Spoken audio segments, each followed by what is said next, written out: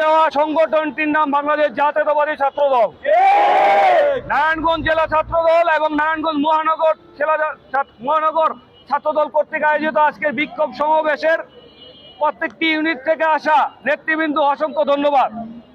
প্রিয় সাংবাদিক সমাজ এবং নেতৃবৃন্দ, আপনারা দেখেছেন জুলাই আগস্টে ছাত্রলীগের কি ভূমিকা ছিল, সেই ভূমিকা থাকার কারণে এবং 17টি বছর তারা সাধারণ মানুষের উপর কতটুকু অত্যাচার করেছে, তার জন্য কিছুদিন আগে তারা নিষিদ্ধ হয়েছে। সেই সংগঠনটি নিষিদ্ধ হওয়ার পরও তারা এই নারায়ণগঞ্জের মাটিতে শান্ত নারায়ণগঞ্জকে অশান্ত করার জন্য তাদের যে অভিভাবক, তাদের যে নেতা, নারায়ণগঞ্জ 4 আসনের গডফাদার এমপি শামীম ওসমান, তার সন্তান অয়ন ওসমানকে খুশি করার জন্য রাতের আধারে তারা পোস্টার দেয়ালে সাঁটানোর চেষ্টা করছেন এবং তাদের নেতাকে খুশি করার জন্য।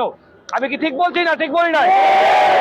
কিন্তু আমরা যারা ছাত্রদল করি, আপনারা সাংবাদিক সমাজ সাক্ষী, জুলাই আগস্টে যখন সাধারণ শিক্ষার্থীদের উপর হামলা হয়েছে আমরা কি ভূমিকা রেখেছি। আপনারা পার্সোনালি অনেক সাংবাদিক দেখেছেন, আমরা মৃত্যুর দ্বার প্রান্ত দাঁড়িয়ে থেকেও ছাত্রছাত্রীদের পাশ থেকে উঠে যাই নাই। আমরা কি উঠে গেছি? আমরা কিন্তু বাংলাদেশ যে স্বাধীন হয়েছে সেই স্বাধীনতার জন্য যতটুকু লড়াই সংগ্রাম করতে হয়েছে আমরা পাশে ছিলাম।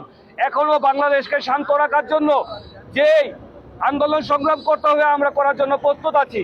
কিন্তু এই নিষিদ্ধ ঘোষিত জঙ্গি সংগঠন শান্ত নারায়ণগঞ্জকে অশান্ত করতে যাচ্ছে, কারণ কি? তাদের নেতাকে খুশি করার জন্য। আমি তাদেরকে হুঁশিয়ারি দিতে বলতে চাই, তোমাদের নেতা তো বোরকা পরে পালিয়েছে, তাদের ইতিহাসই বোরকা পরে পালানোর, কিন্তু তোমরা পালাবে কোথায়?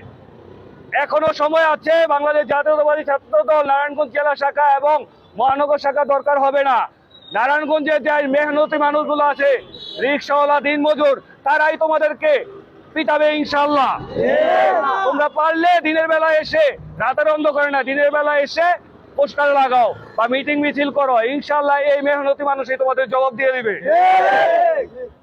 আমি আরো বলতে চাই, যারা নারায়ণগঞ্জকে ঘোলাটে করতে যাচ্ছে তাদেরকে হুঁশিয়ারি দিয়ে বলতে চাই, যেখানে আছেন ভালো থাকেন, বাকি দিনগুলো নামাজ পড়ে আল্লাহকে রেখে আপনারা ভালো থাকার চেষ্টা করুন, তাহাজ্জুদ পড়ে ভালো থাকার চেষ্টা করুন। নারায়ণগঞ্জের মাটিতে ফিরে আসার দুঃস্বপ্ন দেখার কোনো প্রয়োজন নাই।